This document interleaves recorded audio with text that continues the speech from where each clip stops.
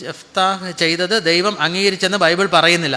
ദൈവത്തിൻ്റെ പ്രവാചകനോ ദൈവത്തിൻ്റെ ദാസന്മാരോ ചെയ്ത പോലും ദൈവത്തിൻ്റെ ഇഷ്ടപ്രകാരമാണ് ചെയ്തതെന്ന് പറയുന്നില്ല.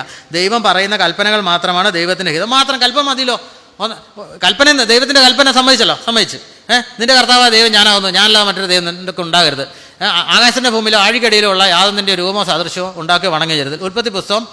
പുറപ്പാട് പുസ്തകം ഇത് പറയും 20 എനിക്ക് തോന്നുന്നു 20. അപ്പോൾ ഇത് തെറ്റിച്ചാൽ എന്ത് ചെയ്യണമെന്ന് കുറച്ച് കഴിഞ്ഞു വായിച്ചാൽ അറിയാം. നിയമാവർത്തന പുസ്തകം, കുറച്ച് പുസ്തകങ്ങൾ, നിയമാവർത്തന പുസ്തകം 13-17 പറയുന്നുണ്ട്. എന്താണ്, വേറെ വിഗ്രഹങ്ങൾ ഉണ്ടാക്കുക, ആരാധിക്കുന്നത് ചെയ്യുന്നതിന് കല്ലെറിഞ്ഞു കൊല്ലാൻ. അത്രേ ഉള്ളൂ, കഴിഞ്ഞില്ലേ? അപ്പോൾ ഇത് ദൈവം തന്നെ പറയുന്ന കാര്യം. ദൈവത്തിൻ്റെ കൽപ്പന നിരസിച്ചാൽ എന്ത് ചെയ്യണം ദൈവം പറഞ്ഞു. 5 കൽപ്പനകൾ. മക്കളെ, ഒരു മാതാവിനെ പിതാവിനെ അനുസരിക്കാത്ത പുത്രനെ കല്ലെറിഞ്ഞു കൊല്ലണം. വ്യഭിചാരം എന്ന് പറയുന്നത് ഇപ്പം വ്യഭിചാരം ചെയ്യുന്ന സ്ത്രീ, അത് ഞാൻ ഓൾറെഡി പറഞ്ഞു.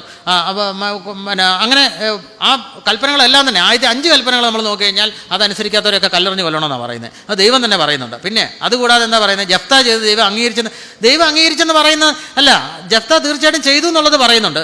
എന്തുകൊണ്ടാണ് ജെഫ്ത ചെയ്തത്? ജെഫ്ത ദൈവത്തോട് ആവശ്യപ്പെടുകയാണ്, എന്നെ യുദ്ധം ചെയ്യിപ്പിക്കണം. ദൈവത്തിന് യുദ്ധം തോപ്പിക്കാമല്ലോ, പിന്നെ അവിടെ നടക്കില്ല. ഇനി ദൈവം ജയിപ്പിച്ചു, കൂടുതൽ ഓക്കെ, അതായിരിക്കും ദൈവത്തിന് നന്മ. ദൈവം ജയിപ്പിച്ചു കഴിഞ്ഞാൽ ജയിച്ചു കഴിഞ്ഞാൽ ജെഫ്ത അത്രയും വലിയൊരു തെറ്റ് ചെയ്യാൻ പോകുമ്പോൾ ദൈവത്തിൻ്റെ പേരില്ല, എൻ്റെ പേരിൽ ഒരാൾ തെറ്റ് ചെയ്യാൻ പോകുന്നു, ഞാൻ അറിഞ്ഞു കഴിഞ്ഞാൽ ഞാൻ തടുക്കുമല്ലോ, എൻ്റെ പേര് നീ ചെയ്യേണ്ട, നീ അല്ലേ ചെയ്തോളാം അങ്ങനെ പറയത്തില്ലേ? ദൈവത്തിന് അവൻ്റെ മനസ്സ് മാറ്റിയാൽ പോരെ? സർവശക്തനല്ലേ, ചെയ്തോ?